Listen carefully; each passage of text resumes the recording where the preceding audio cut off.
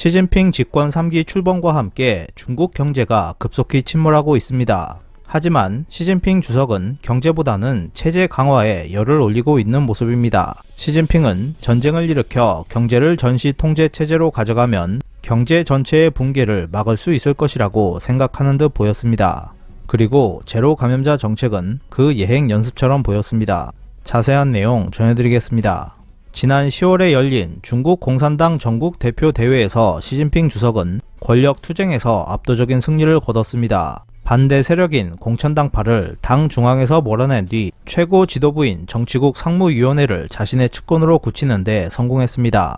이로써 3기 시진핑 정권은 정치적으로 그야말로 독재 체제를 굳히게 되었습니다. 하지만 반대로 중국 경제는 오히려 무너지고 있는 모습입니다. 지난 11월 7일 중국 세관 총선은 10월 수출입 관련 데이터를 공표했습니다. 이에 따르면 10월 중국의 수출입 총액은 달러 기준 5,115.9억 달러로 전년 동기 대비 0.4% 감소했습니다. 이 가운데 10월 대외 수출 총액은 달러 기준 2,983.7억 달러로 전년 동월 대비로는 0.3% 감소한 것으로 나타났습니다. 즉 10월에 중국의 수입과 수출 모두 마이너스 성장에 빠져 있음을 알 수 있습니다. 수입의 마이너스 성장은 당연히 중국의 생산 활동과 소비 활동 부진을 의미합니다. 수입이라는 것은 보통 외국으로부터 생산재와 소비재 양쪽의 조달로 구성되어 있기 때문입니다. 한편 10월 수출의 마이너스 성장은 중국 경제에 있어서 실로 심각한 문제라고 할 수 있습니다. 중국에서는 오랫동안 개인 소비율이 40% 미만이라는 만성적인 소비 부족이 계속되는 상황에서 대외 수출의 지속적인 확대는 중국의 경제 성장을 견인해온 큰 원동력 중 하나였습니다. 예를 들면 2021년 중국의 대외 수출 총액은 달러 기준 3조 3,640억 달러로 전년 대비로는 29.9% 증가했습니다. 그리고 2021년 중국 경제 전체 성장률은 8.1%였습니다. 즉 중국의 대외 수출이 매년 수십 %의 급성장을 유지하고 있기 때문에 경제가 어느 정도 성장률을 유지할 수 있었던 것이었습니다. 이 때문에 중국 내에서는 대외 수출의 지속적인 확대는 고정자산 투자의 확대와 함께 중국 경제를 견인할 두 대의 마차 중 하나라고 여기고 있었습니다. 하지만 올 하반기에 들어서면서 중국의 대외 수출 증가율은 가파르게 떨어지고 있습니다. 예를 들면 7월의 대외 수출은 전년 동기 대비 17.9% 증가를 보였지만 8월의 대외 수출은 7.1% 증가였고 9월은 5.7% 증가를 보였습니다. 그리고 마침내 10월에는 0.3% 감소한 것으로 나타났습니다. 7월부터 10월까지 중국의 대외 수출 증가율은 그야말로 연속적인 급락 추이를 보이고 있음을 알 수 있었습니다. 이대로라면 2022년 내내 중국의 대외 수출 증가율은 10% 이하가 될 것이 거의 확실해 보이며 이는 지난해 증가율의 3분의 1 수준입니다. 중국 경제를 이끌어온 수출이라는 한 대의 마차는 상당히 힘을 잃고 있는 중이라고 볼 수 있습니다. 이 때문에 세계은행은 지난 9월 26일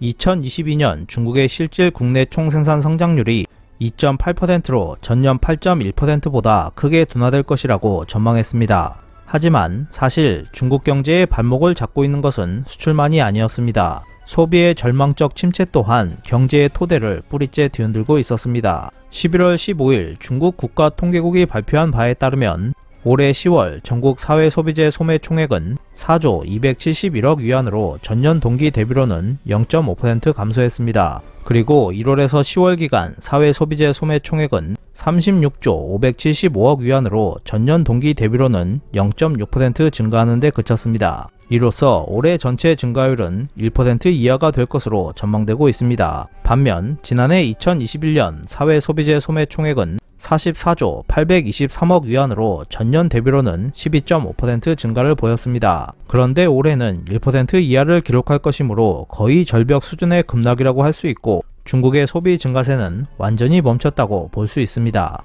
그렇지 않아도 소비 부족이 오랫동안 중국 경제에 큰 걸림돌이었는데 소비가 더욱 침체돼 있다면 중국 경제는 회복이 전혀 불가능하다고 해도 좋을 것입니다. 올해 10월 대외 수출 증가율 0.3% 감소와 소비 증가율 0.5% 감소라는 더블 마이너스 성장은 시진핑 집권 3기 출범과 함께 중국 경제의 암담한 미래를 예고하고 있습니다. 하지만 사실 향후 중국 경제 침몰에 한층 더 박차를 가해가는 것은 바로 3기째 접어든 시진핑 정권이 나타낸 놀랄만한 경제 경시 자세입니다. 지난 당 대회가 끝난 지 나흘 만인 10월 27일 시진핑 주석은 새 정치국 상무위원 전원을 이끌고 집권 3기 첫 지방 시찰에 나섰습니다.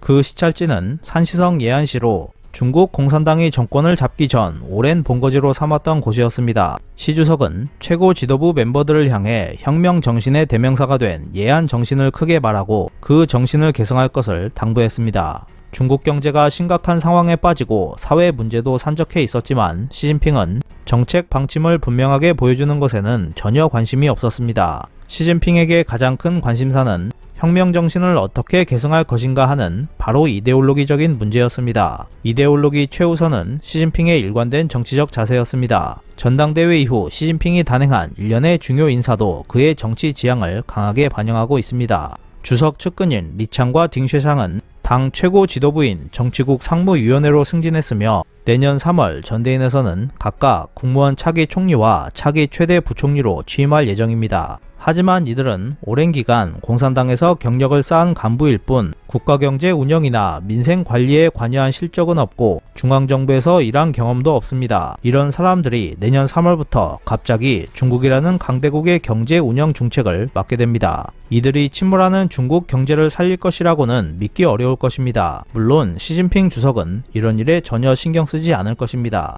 자신의 측근이자 예스맨 두 사람이 중앙정부를 좌지우지한다면 시진핑의 사회주의 정책은 관철할 수 있을 것입니다. 그가 3기 정권 출범 후 가장 먼저 착수한 것은 공산당 지도부 인사를 통한 전시체제 구축이었습니다. 실제로 당 대회 폐막 약 2주 뒤인 11월 8일 시진핑 주석이 중앙군사위원회 위원들을 모두 이끌고 해방군 통합지휘센터를 시찰해 정군에 전력을 다해 전쟁 준비를 강화하라는 대호령을 내린 사실은 전 세계 언론들이 크게 주목해 보도한 바 있습니다. 시진핑 역시 의욕이 넘치고 있습니다. 중국 경제가 침몰하고 실업이 확대되고 사회적 불안이 확산되고 있는 상황에서 시진핑 정권은 이러한 위기 극복을 위해 점점 더 대외 전쟁에 몰두할 것이며 대외전쟁 발동으로 경제를 전시 통제로 가져가면 경제 전체의 붕괴를 어느 정도 막을 수도 있을 것입니다. 어찌 보면 제로 감염자 정책도 전시 통제 예행 연습이라고 볼 수도 있을 것입니다. 시진핑 정권이 경제 붕괴를 막기 위해 전쟁을 일으킬지 관심 있게 지켜봐야 할 것으로 보입니다. 이상 피커TV였습니다.